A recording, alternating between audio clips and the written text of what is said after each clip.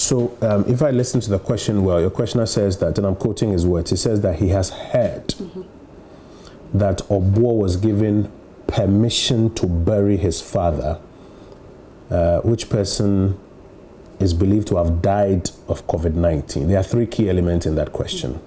First of all, what he has heard, I'm not sure you'll be able to validate as any official communication coming out that X person has been given permission to bury his father for XYZ reasons. Number two, this whole question of permission to bury his father will come in if indeed this person died of COVID-19 as established or as validated, and if indeed it is established that it was a COVID-19 related death, and the Ghana Health Service is supposed to be in charge of burials, then you can proceed on that assumption.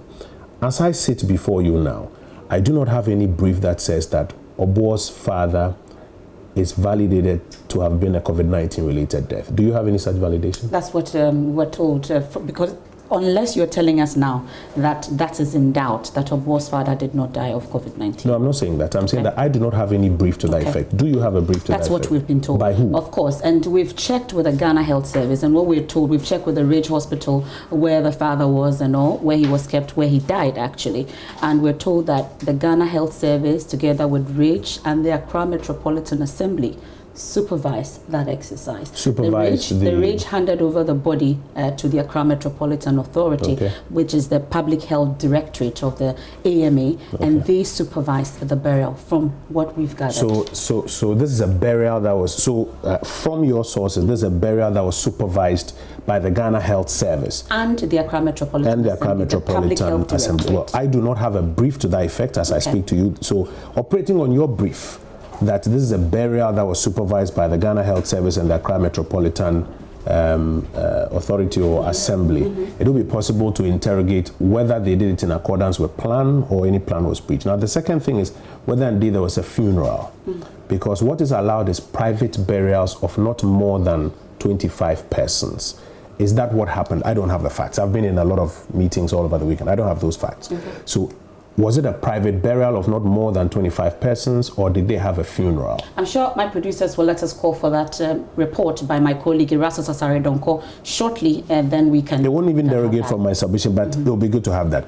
If it was a private burial of not more than 25 persons, and as you were saying, it was under the supervision of the Ghana Health Service and the Accra Metropolitan Assembly, then there wouldn't be anything wrong. But if it was not a private burial of not more than 25 persons, and they proceeded to have a funeral will be in breach of the restrictions that have been imposed. So just to clarify, as I said before you, my office does not have a brief that says that this is a COVID-19 related death. You are informing me that you've had that confirmation. Second matter is the fact that what they are supposed to have is a private burial and not a funeral. If indeed what they had is a private burial of not more than 25 persons, then they should be fine.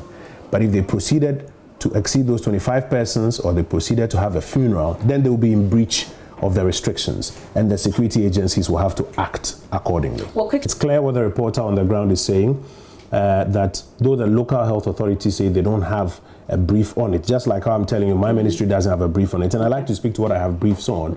They are also explaining that the Ghana Health Service, or like you're telling me, Ghana Health Service and AMA were supposed to have been involved. So I think there are two elements here. If it was a private burial of no more than 25 persons, which I don't see necessarily addressed in this report, then they won't have a problem. If it was in excess of 25 persons, they will be in breach.